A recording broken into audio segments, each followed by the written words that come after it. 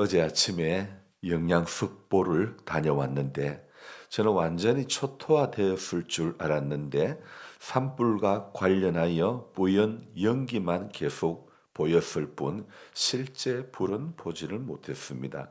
본 것이라고는 도로가 잔디가 군데군데 몇 군데 탄 곳밖에 없었고 소방차들이 간혹 보이는 것 외에는 뉴스에서나 볼 수 있었던 처참한 그런 상황은 보이지 않아서 감사했습니다.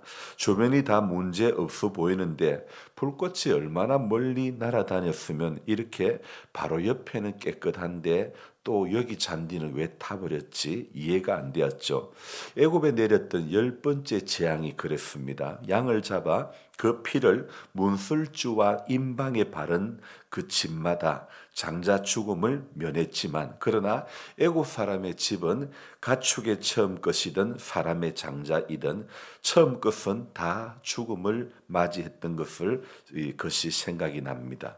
바로 옆집이라도 양의 피를 바른 집에는 재앙이 건너갔던 유월절의 은혜가 유대 백성들에게는 주어졌던 것이죠. 정말 지금이 이 유월절의 은혜가 강한 바람을 타고 이동하는 산불의 거센 공격에서 피해갈 수 있게 해주기를 간절히 바랄 뿐입니다. 또한 마태복음 8장 32절의 말씀이 생각나는데요.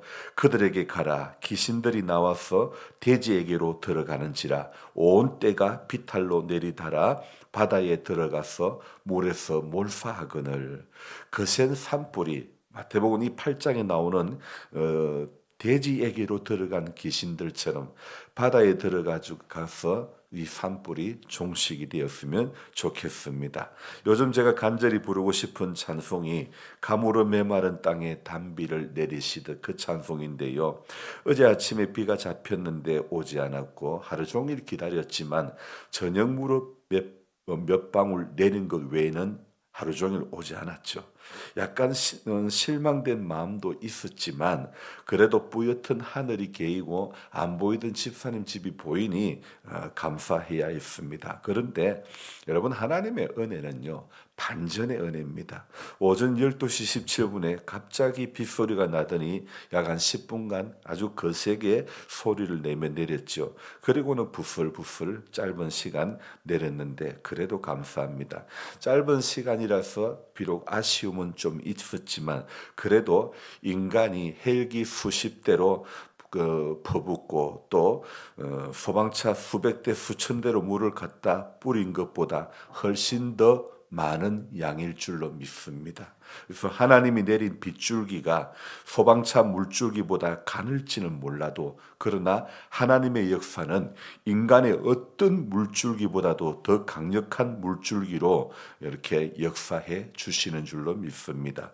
자연이 전부 인간이 뿌린 물줄기로 자라는 것이 아니고 하나님이 하늘에서 내려주신 이슬과 같은 것으로도 충분히 자라나는 것입니다. 그러므로 고린도전서 1장 25절에 이런 말씀 있지 않습니까? 하나님의 미련한 것이 인간의 지혜 보다 낫고 하나님의 약한 것이 사람보다 강하다 그러는 말씀. 그 고린도전서 1장 25절의 말씀, 이런 말씀을 우리 성도는 기억하고 붙잡고 살아가야 되는 것이죠. 안타까운 것은 5, 6년 전에 안동 이맛된 부근에 저랑 같이 성경 읽기 단톡방에서 성경을 읽었던 우리 김 집사님 집이 몽땅 불에 타고 말았다는 것입니다. 집에 자꾸 뱀이 들어와서 여자 집사님 혼자 지내시는 것이 너무 무서워서 리모델링을 좀 해달라고 했는데 이번 산불에 그만 집이 몽땅 타고 말았다는 것입니다. 안 그래도 영양석보에 갔을 때 전화를 하였는데 받지를 않아서 돌아서 왔는데 돌아오는 길에 참 집사님이랑 통화를 잠깐 했는데 이맛댐 주변이고 또 거기에 큰 물이 있고 또 산기슭에서 비교적 제법 떨어져 있는 집이라 별 탈이 없겠지 생각했는데 불구하고 몽땅 타버렸다고 하니 참으로 안타까웠죠. 그래서 어제 오후에 통화가 되었는데 저랑 통화를 하니 목사님 더 눈물이 납니다. 이렇게 말씀을 하시는데 참 안타까움이 참 어떻게 말할 수가 없었습니다. 남편 돌아가시고 허리도 약한 가운데 보호대를 동여 매고 70대의 몸으로 혼자 농사 지으며 사시는 것도 그렇는데 화재로 집마저 타버렸으니 얼마나 속이 탈까 싶지만 그러나 언제나 성도는 하나님으로 하나님의 말씀으로 위로를 받아야 살 수 있는 것입니다. 오늘 이사야 마지막 부분으로 가면 위로와 회복에 대한 말씀이 나오는데요. 이 이사야서가 참 특이하고 재밌는 것은요. 이사야서가 총 66권으로 되어 있는데 우리 구약이 39권, 신약이 27권인 것처럼 이사야도 총 66장으로 되어 있는데 그중에 앞에 39장은요. 바로 유다에 대한 이스라엘과 유다에 대한 정죄의 말씀이 나오고 그리고 그 뒤에 나오는 27장은요. 이 40장부터 마지막 66장까지는요. 유다와 이스라엘에 대한 위로의 말씀이 이어 나오고 있는 것입니다. 그래서 그 중에 오늘 66장 우리가 읽었던 10절부터 14절의 말씀, 이 말씀으로 어려움을 겪고 있는 모든 가정들, 모든 사람들이 이 말씀으로 위로를 받고 힘을 내었으면 하는 마음입니다. 먼저 10절을 다시 볼까요? 예루살렘을 사랑하는 자들이여 그 성읍과 함께 기뻐하라. 다 그 성읍과 함께 즐거워하라. 그 성을 위하여 슬퍼하는 자들이여 다 그 성의 기쁨으로 말미암아 그 성과 함께 기뻐하라. 우리는 예루살렘을 사랑하는 하나님의 교회를 사랑하는 하나님을 사랑하는 그런 성도가 되어야 되는 것입니다. 그럴 때에 그 성읍과 함께 기뻐하는 은혜를 허락해 주실 줄로 믿습니다. 그리고 11절에 너희가 젖을 빠는 것 같이 그 위로하는 품에서 만족하겠고 오늘 정말 집에 불이 타고 정말 삶의 터전을 잃어버렸던 많은 가정들 많은 그 심령들이 오늘 이 11절의 말씀처럼 너희가 젖을 빠는 것 같이 그 위로하는 품에서 만족을 얻게 되는 그런 은혜가 있기를 소망합니다. 그리고 그 뒤에 나오는 말씀이 무엇입니까? 젖을 넉넉히 빤 것 같이 그 영광의 풍성함으로 말미암아 즐거워하리라. 이 은혜가 모든 어려움을 당한 가정들 위에 삶의 터전을 잃어버린 그래서 낙심 가운데 있는 모든 심령들이 이 말씀으로 위로를 받기를 소망합니다. 12절도 또 봅시다. 여호와께서 이와 같이 말씀하시되 보라 내가 그에게 평강을 강같이 그에게 문나라의 영광을 넘치는 시내같이 주리니 너희가 그 성읍에 젖을 빨 것이며 너희가 옆에 안기며 그 무릎에서 놀 것이라. 아멘. 하나님께서 내가 그에게 평강을 강같이 그에게 문나라의 영광을 넘치는 시내같이 해주시겠다고 약속하고 있습니다. 오늘 정말 어려움 가운데 있는 모든 분들이 이 말씀으로 새 힘을 얻기를 소망합니다. 또 13절 읽어봅시다. 어머니가 자식을 위로함같이 내가 너희를 위로할 것인즉 너희가 예루살렘에서 위로를 받으리니. 아멘. 오늘 어머니가 자식을 위로함같이 모든 어려움에 당한 이 가정들, 이 심령들 위해 내가 너희를 위로할 것인즉 여러분 사람의 어떤 것보다도요 하나님의 위로 한마디면 말씀이 주는 은혜 한마디면 모든 슬픔을 이겨내게 될 줄로 믿습니다. 우리나라뿐만 아니라 일본도 산불이 났다고 합니다. 곳곳이 대기 오염이 심해지고 경제도 정체를 뛰어넘어 끝없이 추락해가고 화물차 물류에 이 종사하시는 분들이 짐이 없어가지고 허탕치고 먹거리 문제도 안심하지 못하는 총체적 위기 상황 가운데 우리가 할 수 있는 것 그게 무엇이겠습니까? 하나님 앞으로 돌아가는 것, 하나님께로 돌이키는 것, 그것밖에 없습니다. 사람들은 이를 오해하여 하나님을 위해 무언가 끊임없이 해야 된다고만 생각하지만, 그러나 사람들이 하나님을 위해서 하는 일의 끝이 무엇입니까? 사람들이 하는 것이라고는 분열과 대립과 갈등의 열매로 가득한 뿌리라는 것입니다. 대립과 갈등을 어쩌면 교회는 성장의 이름으로 포장하고 덮어버리고 마는 것입니다. 하나님을 위해서 무언가 하려고 하지 마십시오. 내가 하면 무너지고 마는 것입니다. 그분이 하셔야 되는 겁니다. 그분으로 말미암아 일을 하실 수 있도록 그렇게 해야 되는 것입니다. 단지 우리는 그분께 접붙임 바만 되면 되는 것 아니겠습니까? 하나님과의 관계가 회복될 때 모든 것이 온전해진다는 것을 오늘 본문은 우리에게 들려주는 것입니다. 우리가 읽지는 않았지만 그 앞에 3절로 한번 돌아가 봅시다. 3절 읽어봅니다. 소를 잡아 드리는 것은 살인함과 다름이 없이 하고 어린 양으로 제사를 드리는 것은 개의 목을 끄끔과 다름이 없이 하며 드리는 예물은 돼지의 피와 다름이 없이 하고 분향하는 것은 우상을 찬송함과 다름이 없이 행하는 그들은 자기의 길을 택하여 그들의 마음은 가정한 것을 기뻐한저. 오늘 이 3절 말씀 읽어보니까 기가 막히지 않습니까? 이러니 하나님께서 민족들을 심판하실 수밖에 없지 않습니까? 소를 잡아 드리는 것도, 제사를 드리려고 하는 것도 살인함과 다름이 없이 하고, 어린 양으로 제사를 드리는 것은 개의 목을 끄끔과 다름이 없이 한다. 그리고 4절 중간에 또 뭐가 있습니까? 내가 불러도 대답하는 자가 없으며 내가 말하여도 그들이 듣지 않고, 그리고 뭡니까? 그 다음에 오직 나의 목전에서 악을 행하며 내가 기뻐하지 아니하는 것을 택하였음이라 하시니라. 어쩌면 이사야가 마치 2000년을 훌쩍 뛰어넘어 지금 우리의 모습을 너무나 확실히 미리 들여다보고 말씀하고 있는 것 같지 않습니까? 불러도 대답하는 자가 없고 말하여도 듣지 않고, 이거 현대인들의 신앙의 현주소가 아니겠습니까? 2절 또 봅시다.